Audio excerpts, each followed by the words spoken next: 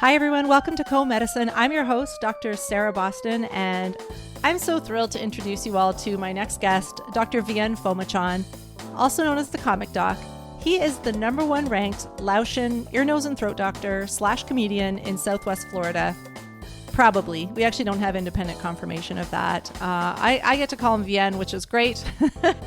He is based in Florida. He's performed stand-up all over the United States and overseas in clubs, theaters, and comedy festivals. He is a successful comedian. He's a successful otolaryngologist. We get into it. We talk about the second-generation immigrant experience. We talk about Tiger Balm and how it probably does cure everything, just like his mom told him it does. We talk about how a career in medicine can kind of take over your whole life if you let it, and how maybe, just maybe, comedy could be the cure for this. And I loved meeting Vien, and we had so much in common that even though he was born in Laos and grew up in Florida, I'm wondering if we're twins separated at birth. I'll let you all be the judge of that, but I hope you enjoy meeting Vien as much as I did, and please enjoy this episode of Co-Medicine. It is so great to meet you, Vien. Thank you so much for being on Co-Medicine. Thank you for having me. Great meeting you as well. And we were just talking just before we started that I've never met you in person until, well, this is as in person as we're going to be. So all these questions are really genuine, and I'm very excited to get to know you. So I wanted to start with your origin story. I know that you're Laotian, but I'm not sure when your family came to the States. So can you talk a little bit about your family? And I don't know if you were born in the States or if you came over as a child. I wasn't. I was born in Laos. I was about 18 months old. My parents were Vietnam War refugees. We left Laos and were refugees in Thailand for about 18 months. So I left when I was 18 months. I got to the States when I was 3. We were given political asylum, and I grew up here. Given the traumatic past, I was raised very American. So you see and hear someone who's very American, despite my background. A lot of that was just new beginnings for my family and raising and adapting to a new culture and trying to get a fresh start. I can very much relate to that with my family history too. So I understand what you're saying. In your stand-up, I was listening to some of your comedy online, which is very funny. And you have a big family, is that right? I do. We did the whole multi-generational thing. It's just a practical way when you don't have a lot of resources. We don't have a foundation in this country. We just lived in a bunch of people in a house. You slept on the floor, couches, chairs, wherever. I consider them brothers and sisters growing up. There was 13, 14, 15 cousins, but we were brothers and sisters. I kind of refer to them in my comedy as brothers and sisters. I have one real sister, one actual sister. So my nuclear family is small, but if you came to our house, you wouldn't know. It's just one huge family. One giant family, yeah. You kind of alluded to some pressure to be successful. I don't know how else to say that in your stand-up. Are your cousins and siblings also professionals like you? Most of them, yeah. Laotians, culturally, I guess most people are not familiar. We're not high up on the hierarchy in terms of culture and intellect. We're kind of the working class people. Stereotypes aside, there's a lot of truth to it. And I think this is just a universalism among immigrants. You have a fresh start, and there's this pressure from your parents who sort of give up everything. This is just a repeatedly told story. Your family gives up everything, and there's tremendous courage, and your children are what you do it for. And of course, there's hope and love, but there's also a lot of guilt and obligation where you have to make something out of what we've given you. Essentially, we've given you everything to make it, and you come to a great place like the States where you have so many opportunities. I think a lot of first generation kids have that pressure, like you have to make something. And Asian parents are not very creative. So all Asian children are supposed to be doctors. I don't think they know what other jobs you can have. I think it's like you do that or you open a restaurant. Those are the only two choices. The two options that you have. Yeah. So and I'm a terrible cook, so I chose to be a doctor. No other options then for you. So can you talk a little bit about medical school? Where'd you go to school and when did you graduate? And what was your experience being a medical student? I went to Tulane Medical School in New Orleans. I was very fortunate. We didn't have a lot of resources. I was going to end up either a junior college or the nearest state school, which was going to be the University of Florida. I had already enrolled, but Tulane was very generous. They gave me an academic scholarship. I was able to go to school for free, which opened a lot of doors for me. And then I was able to go there twice. to go to medical school, and great education there. Great city to live in. I learned how to eat a lot there.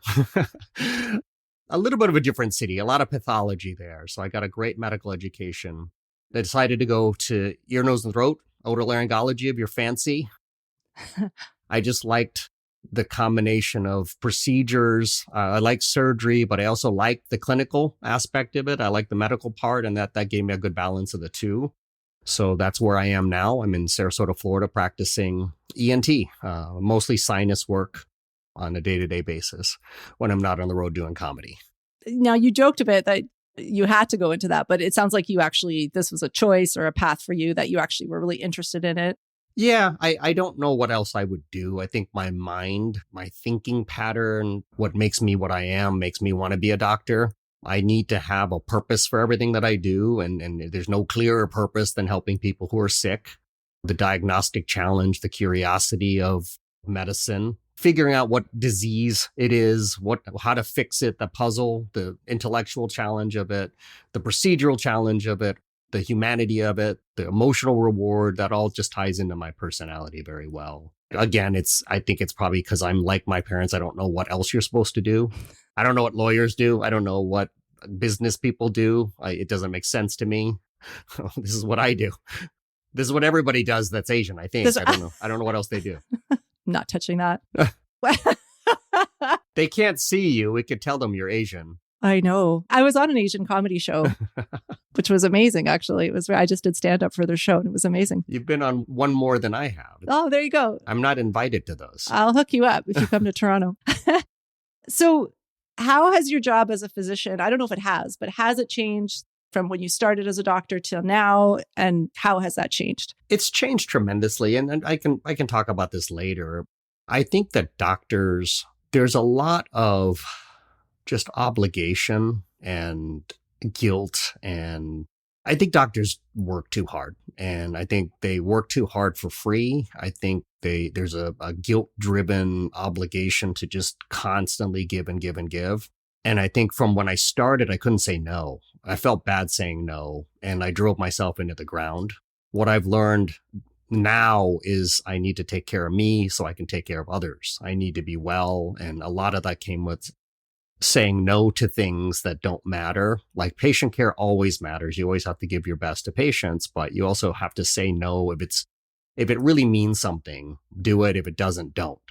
There was a stretch of time where I was the chief of the service at our hospital, the chief of the section. I was the president of the medical society. I was just going to Florida Board of Medicine meetings. I was going to Florida State Medical Society meetings. And a lot of that was sort of this burning desire to constantly be doing something, doing good. But physicians are a limited resource. You know, we have mental health limits, we have physical limits, we have personal limits that I think that's how my life has changed. And that's kind of where comedy comes into my life. Well, let's switch gears and talk about comedy. Please. So please, let's talk about something fun. I'm so interested because the things you're saying, you could just insert veterinarian into physician and it's so similar. So I find that really fascinating. And you and I have both gone on similar paths of immigrant parents, high achievers, and then working really hard. And then at some point, so please tell me about your journey. At some point, you sort of said, hey,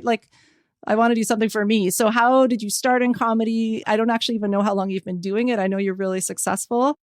And then why are you doing it? I guess whichever of those questions kind of speak to you.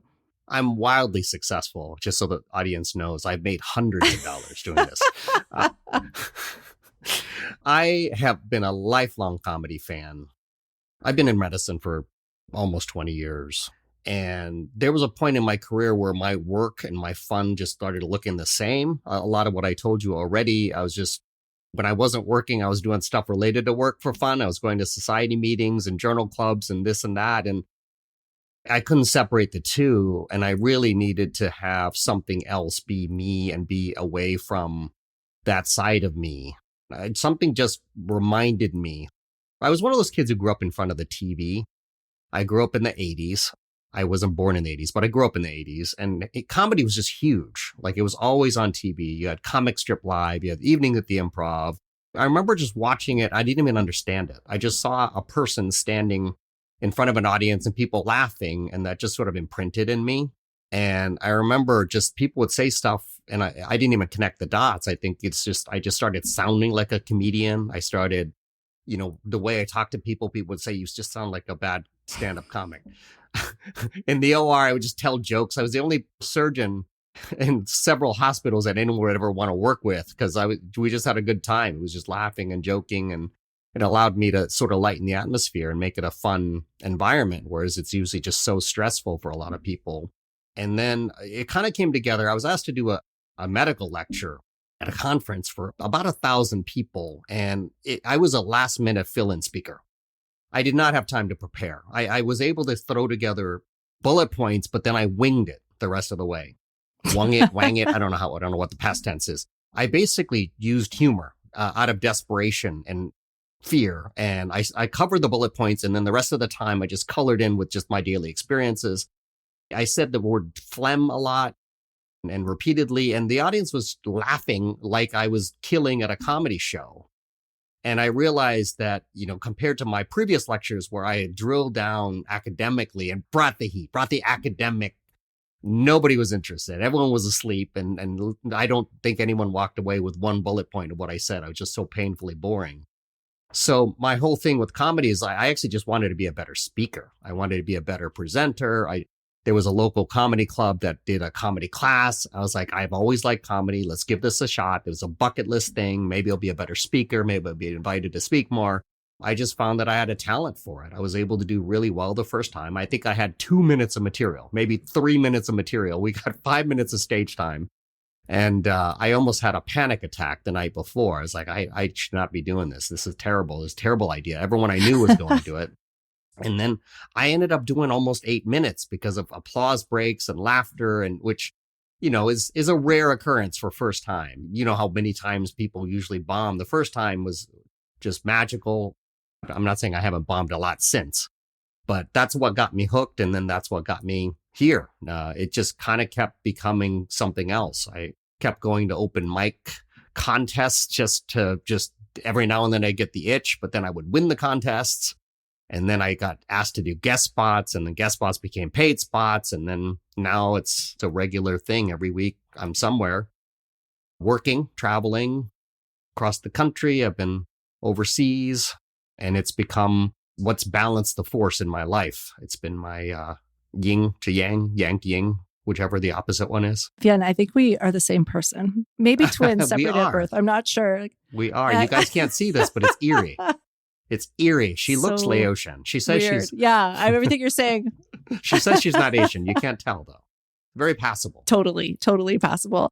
You kind of answered this, but what do you think is the biggest challenge, either just in general or for you personally, with doing stand-up? And then what's the thing about it you like the most? I think the biggest challenge is that I walk on stage and people think I'm their doctor. Really? I look very doctory. I've got glasses. I'm Asian, and I just don't look like a comedian. I think a lot of times I do catch the audience looking at me like I'm giving a math lecture, letting them know that I am a comedian.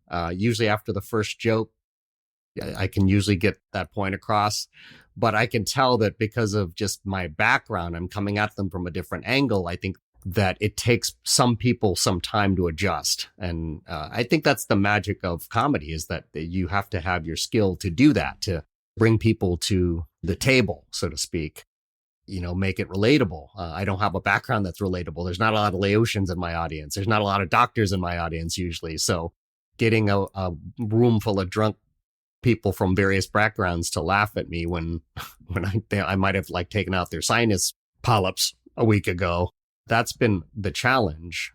But it's also what I love about it. I love the art form. I love that you're by yourself. You have no backup. It's you. It's a true test of you. You have no band members. You have no other actors or performers. If it's good or bad, it's your fault.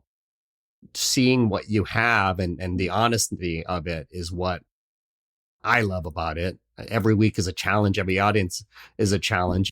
I had a hot streak for a while. I was doing these big theaters all over the country, big clubs all over the country, and then the well goes dry. And then your self-worth just tanks. And then you're like, wow, they loved me last week, they hate me this week. So you have to always be honing your skill. You have to always be marketing yourself. It's one of those challenges that never ends. It's a lot like medicine, where every patient's a challenge. Every show is a challenge. Every audience is a challenge. The kind of person that I am, I'm always, I can't settle into an everyday thing without some sort of drive, some sort of goal, some sort of little mountain to climb. And every show is just like a little mountain to climb. I mean, I think a lot of us do as physicians or veterinarians, sort of in those professions. Do you suffer from imposter syndrome, either as a doctor or as a stand-up comedian? Every single time. Yeah, almost every single show. And I think I've heard this from other comedians who have said this, that if you stop being nervous before shows, then it's probably time to quit.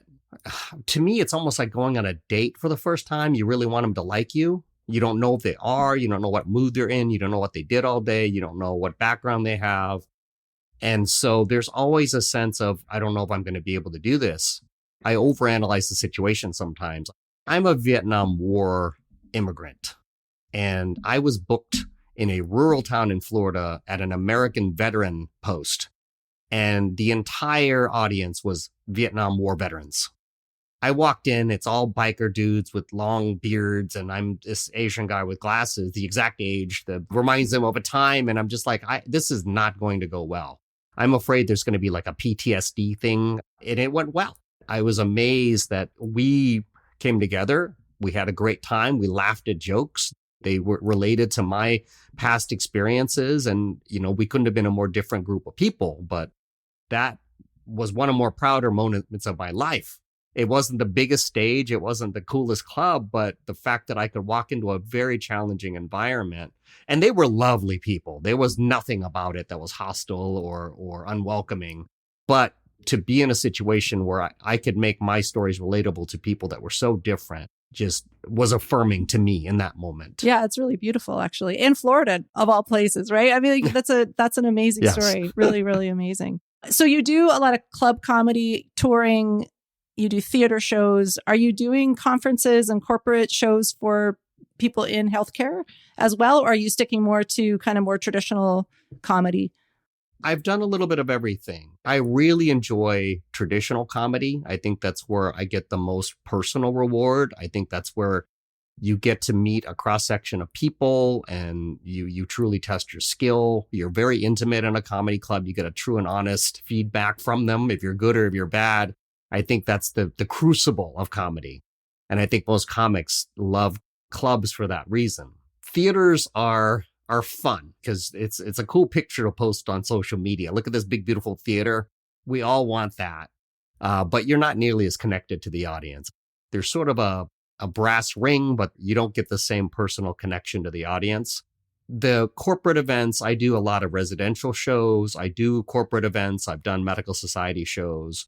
I'm kind of all over the place. I think that my comedy, I'm clean, I'm professional. I think I match well with sort of any environment. And I try to be flexible. I try to humor and laughter. I bring that to every situation that I'm in because I'm in professional situations. I'm in the club. I actually want that. I want that diversity in terms of my experiences and my work. So you are a clean, like I would classify you as a clean comic for the most part. I guess I haven't heard all your material, but the material I've had the pleasure to listen to is clean. Do you adjust what you're doing based on, like, now I'm in a club? Do you change it up? Do you change the words you use? Or is it like, this is me, I'm pretty much clean so I can kind of go anywhere? Or do you feel like you're sometimes changing things, like either for the place or changing things on the fly because of how things are going? I'm mostly clean, but I do go off script a little bit. Not every audience will allow you to be the character that you want to be. Comedians know this, but not all audience people know this, that this is a persona that you craft for the environment. It's not necessarily who you are. A real late night show where the audience is real rowdy, I'll go off script a little bit. I'll go off color a little bit. I enjoy dark humor. I enjoy off color humor. Nothing really offends me. Some things offend me, but not general things. But for the most part, most of the time you'll see me, especially corporate events and that sort of thing. I'm going to be fairly clean. Not quite church clean, but clean.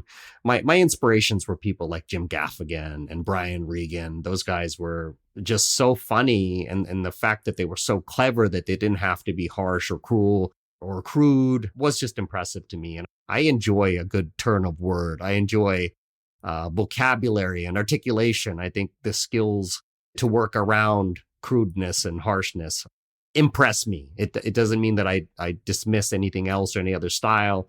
It's just my preference. Same. I was going to say same again. Twinsies.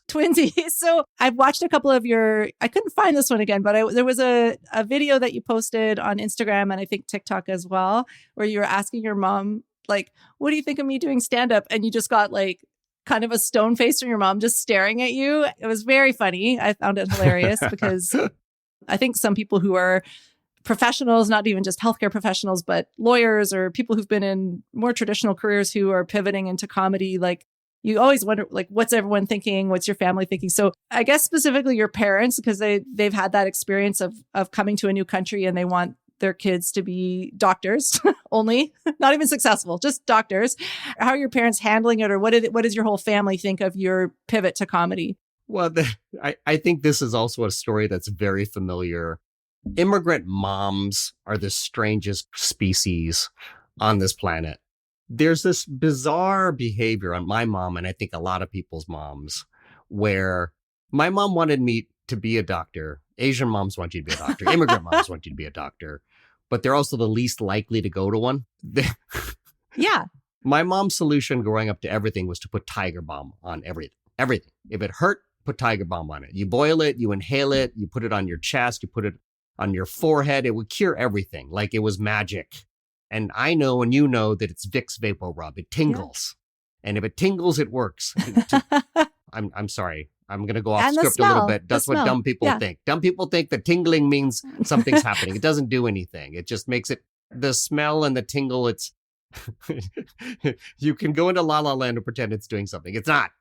Okay? I'm going to offend a lot of Asian moms by saying that. But anyway, I lived through this, and then I didn't realize going to medical school meant I couldn't just put Tiger Balm on everything. It's more involved than that. There are other medicines that I have to learn. I thought it was going to be that simple. It's like, you come to the doctor, I'm going to smear you with this goo that tingles and smells weird. I thought that was all it took, but no. That video, in case anyone's wondering, there's just this, I make these TikToks, and I make fun of my parents a lot, and the theme is that my mom, after 18 years of being a physician, my mom still tells me to use Tiger Balm when I'm sick. For a sinus infection, Vien, I'm on your mom's side on this one. I'm sorry. Okay. He's not into it. Very hot take by Dr. Phommachanh on Tiger Balm.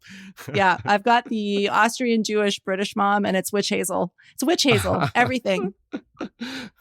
Witch hazel. That, I mean, it sounds more directly like witchcraft. But that's the Tiger Balm of the Austrian Jewish mom world is that. So, but I still think Tiger Balm works for some things. Just saying.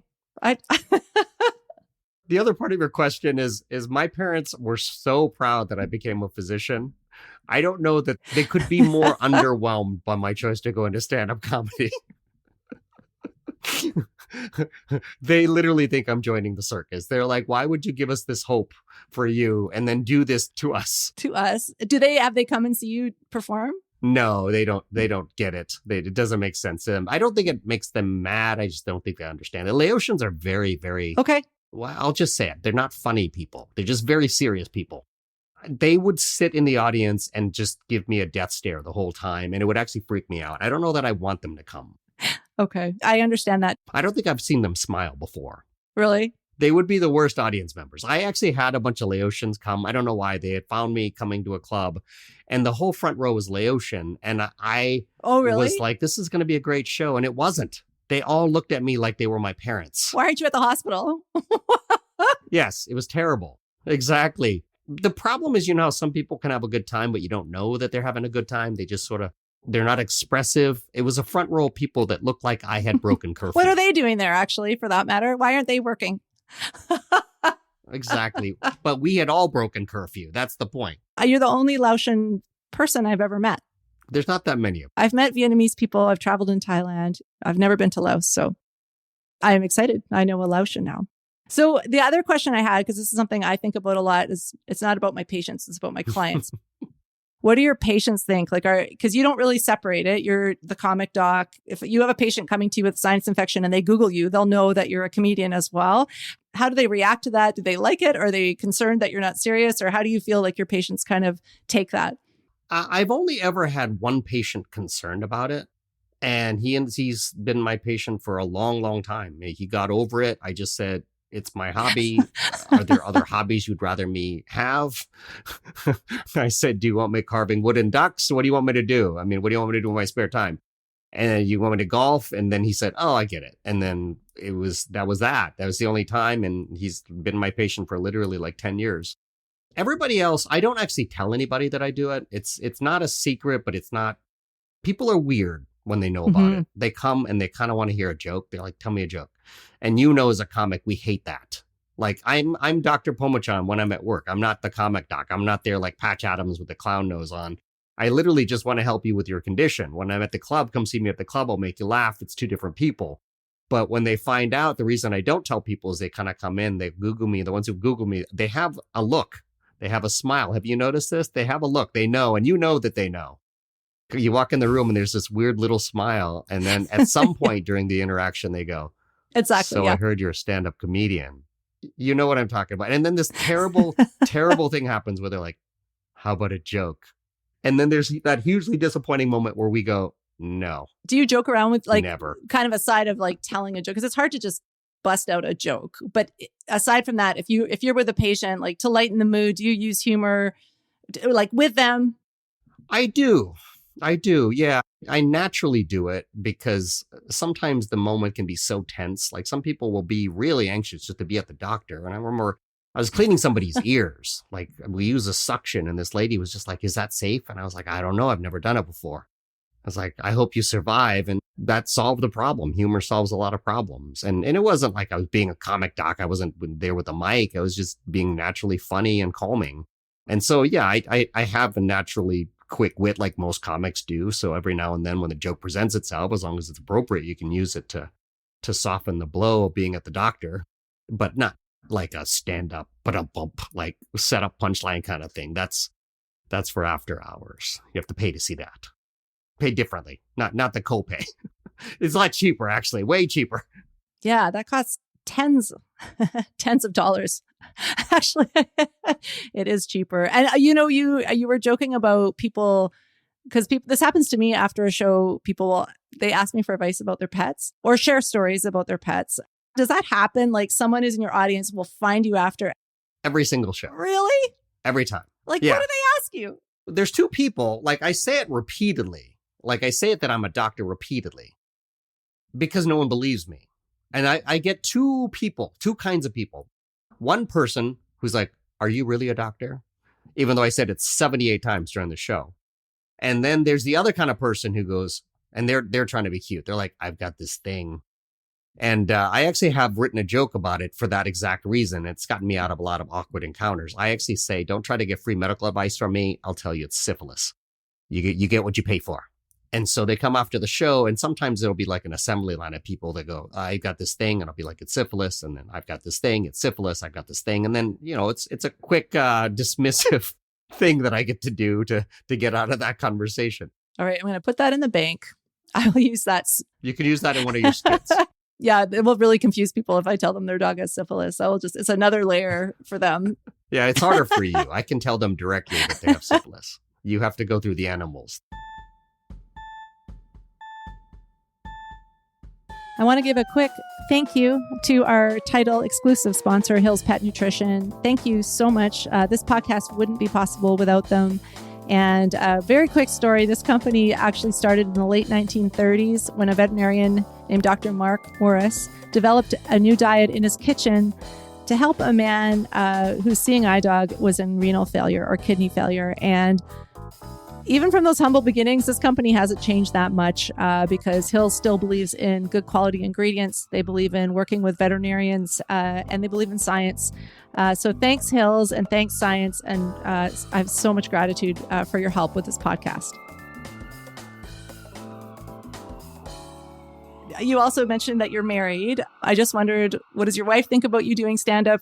think you've been married for longer than you've done stand-up, if that's correct. So what does she think about kind of this pivot, and is she involved, or, is it something she likes to come and watch you? How does she perceive what you're doing? She loves it. I'm a much more balanced human being since I've done it. I mourn for wives of physicians, healthcare workers sometimes, because they're just so intense, and they're so, like, I was the same way. I was just so far into that world when, like I said, my work and my fun were the same thing. When I wasn't working, we were going to medical society dinners and meetings, and I was still working. And so I would drag her to all these things, and it was literally like just being with someone who was working all the time. So doing comedy, the other side of me, the funny side of me, the fun-loving, free side of me is more present at home from a personal health standpoint, mental health standpoint. I think she sees the benefits of that. She's also very different from me. My wife is very introverted. She's very quiet. She's an early to bed kind of person. It works out on certain nights. She gets to go to bed earlier. She gets to watch Downton Abbey when I'm out at the club, and she gets her books in. A little bit of personal freedom in that way to be different in your marriage is healthy. You don't have to do everything together. And I can go be crazy. She doesn't always want to be crazy with me, like impulsive and odd. I can go be impulsive and odd, and she can just be a normal person. And then we can meet together again. Once you got that out of your system. Later. Once the weird, twitchy quirks are out of me and I can speak like a human again, she can talk to me. So we've just been through a pandemic.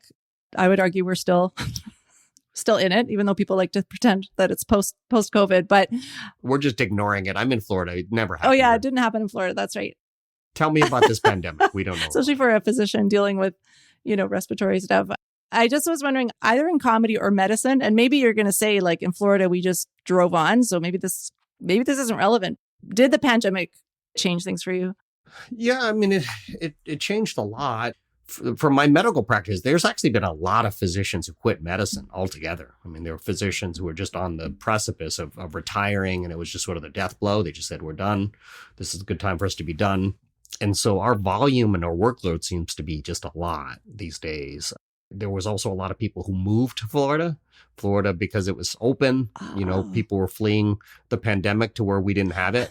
It was safe here. So they came here, and just the population here is just tremendously huge compared to where it was. So work-wise, it's been a lot. Physician-wise. Comedy, I mean, I think even though we technically stayed open, I think there were still cautious club owners. It was reduced. A lot of venues didn't make it. Some of them reduced their capacities, and we were doing these shows, where the theater sat 400, 300 people, and we're talking to 70 people. It's like the sparsely attended, no cohesion, no unity at all. We suffered through those shows. Now comedy looks a lot like I remember it now here. And, the clubs are all pretty much at capacity. It's just whether you're worth seeing or not. That's a test of it. Did you go through the Zoom in Florida? Was that you did the Zoom comedy? Oh, yeah. We did the Zoom comedy. I mean, I have friends all across the country, and we were all doing Zoom comedy. I think I'm glad to forget that part of my life. I think Zoom comedy's a categorical failure in my part. Can we all agree that didn't work? Yeah. Somebody paid me to do a Zoom corporate show. This is how bad it got. I was doing I was asked to raise funds, a fundraising show for a disease that didn't have a name. It was still so rare, it didn't have a name. And the person wanted me to write jokes about it. I was like, okay, this is the low point of my career. It's right now. Right, a Zoom show for a disease with no name. I'm talking to glassy-eyed people in a room who've never heard of a disease, jokes that aren't funny. Yeah, it was rough. And me. I was glad that's 3 strikes. No, that was, well, not you, but the Zoom comedy. I don't know what that is, but I don't think it's stand-up comedy. It's something else. And we don't like it. It's like being in prison. I don't know what that's like, but if I could imagine, it's like. Prison's probably still worse. Just a smidge than Zoom comedy. Just a smidge worse. We are going to now just jump to just the audio from just 2 minutes from your set at the Laugh Factory in Chicago. The whole thing is about 9 minutes, but we're just going to play just the first 2 minutes. So we'll jump to that right now.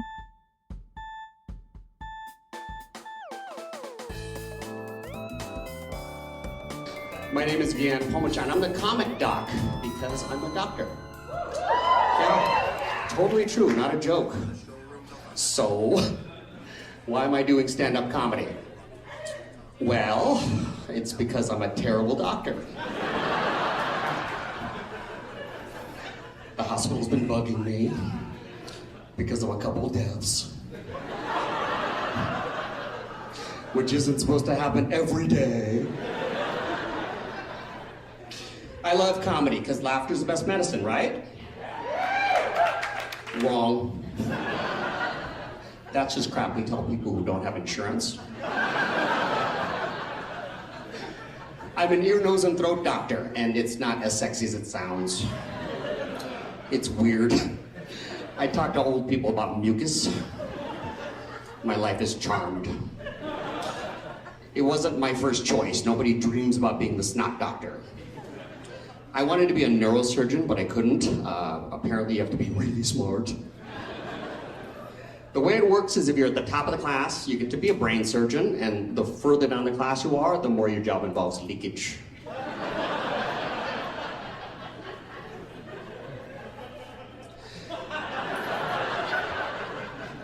The second reason I'm the comic doc is because my full name is Viengsuk, Viengsuk, Phommachanh, Phommachanh. It's awkward. It's 20 letters long. I had to change my login for a website. I accidentally put my name in that new password box, and it told me it was very strong.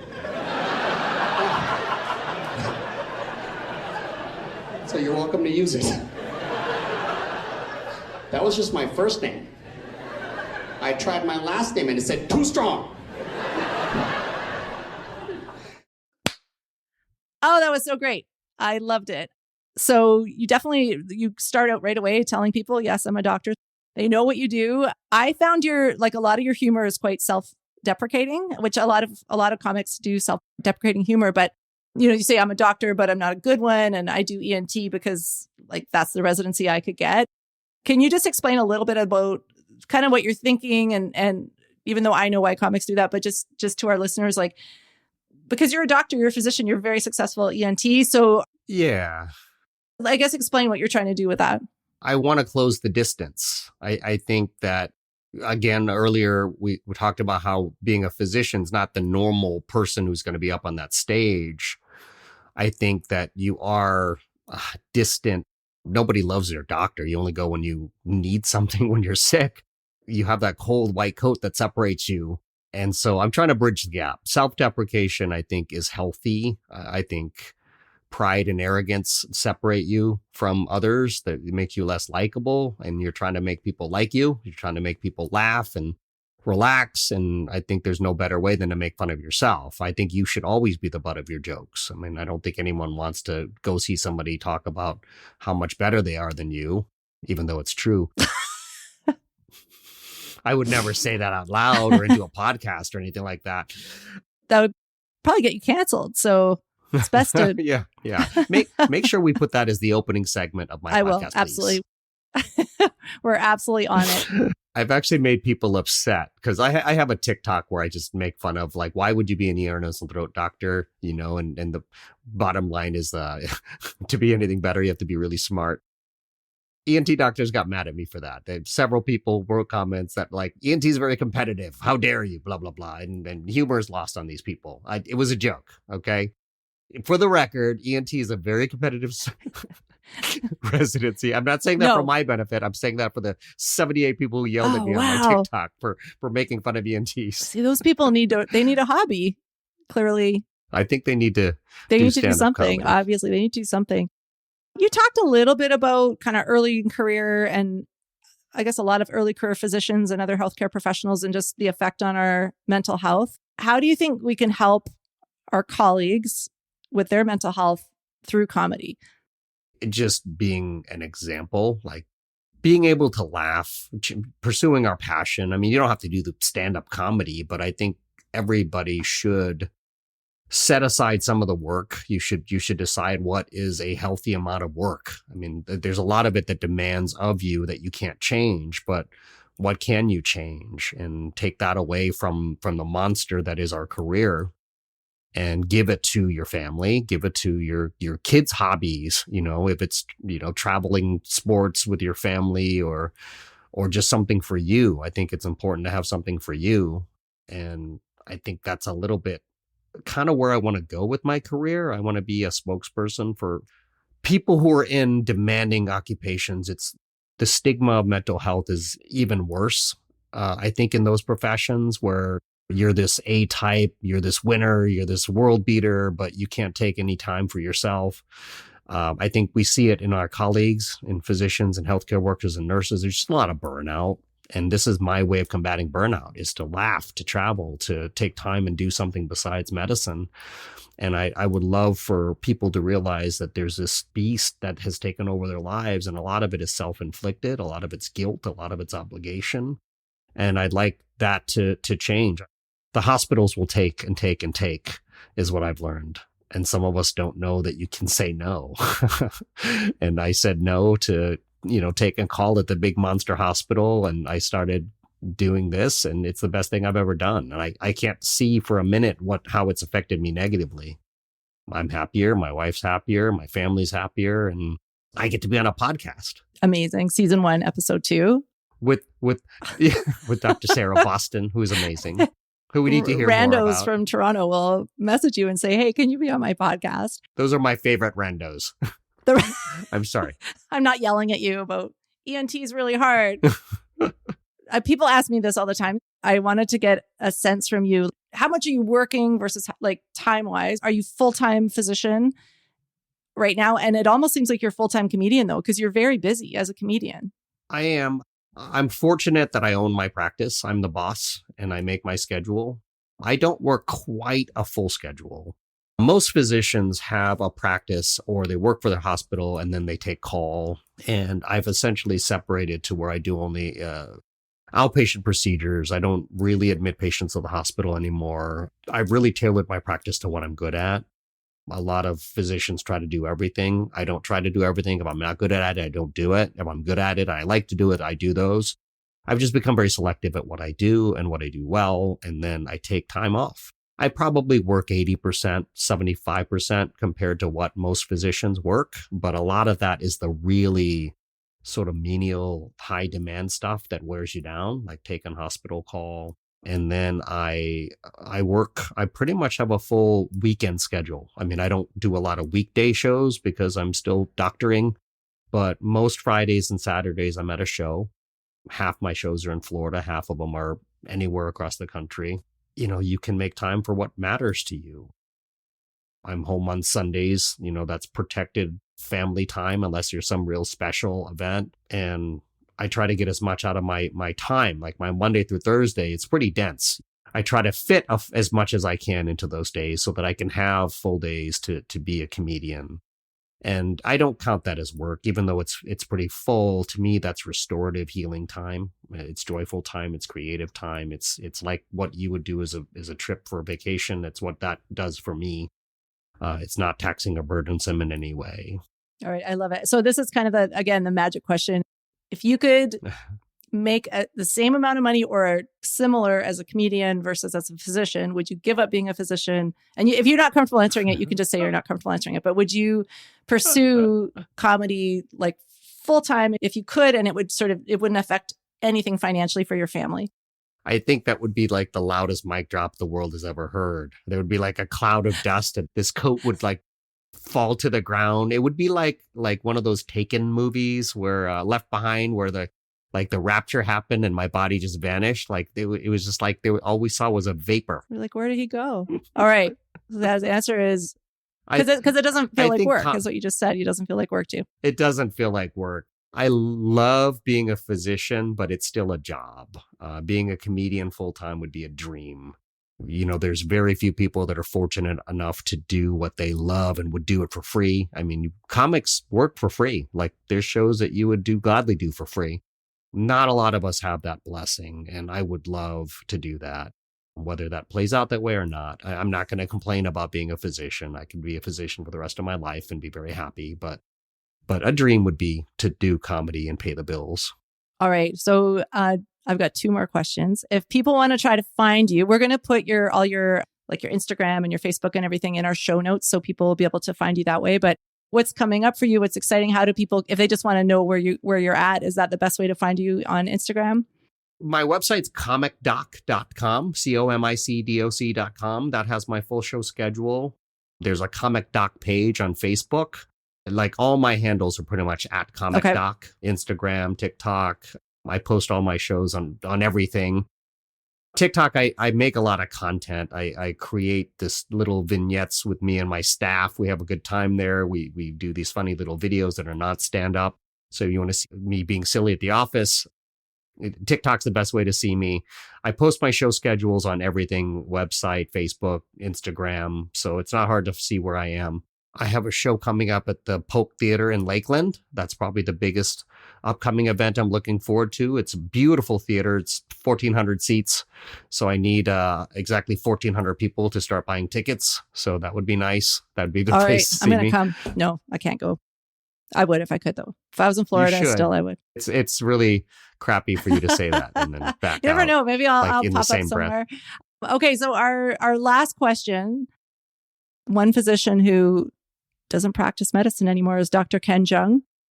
And I wanted to know, I really would love Ken Jeong to come on this podcast. So I was just wondering if you could speak directly to Ken to invite him to come on Co-Medicine. What would you say to him? Can I tell a story before I answer that? Absolutely, of course. So he was a physician in New Orleans. Apparently he practiced at Ochsner. And the story, as I understand it, was that he was discovered at the Creole Comedy Festival. Like an NBC exec had seen him there, and then whatever happened, he ended up in LA. I went to Tulane, which is in New Orleans, and supposedly, I don't know if this is true.